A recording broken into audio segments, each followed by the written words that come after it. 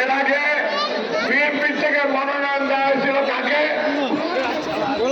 গোলাম নবী আলমগীরকে। গোলাম নবী আলমগীরকে মনোনয়ন দেওয়ার পরে আমরা আপনাদের কাছে এসেছি, নির্বাচনী ওয়ার্ক করেছি। তারপরে আমাদের মাননীয় চেয়ারম্যান জনাব তারেক রহমান আমাদের আহ্বানকে দেখে গোলাম নবী আলমগীর এবং তারেক রহমান 1:1 দীর্ঘক্ষণ আলাপের পরে আমাদের প্রার্থী গোলাম নবী আলমগীর ঘোষণা দিলেন, আমি মাননীয় চেয়ারম্যানের সম্মানার্থে আমি আমার পদ থেকে ছেড়ে দিলাম এবং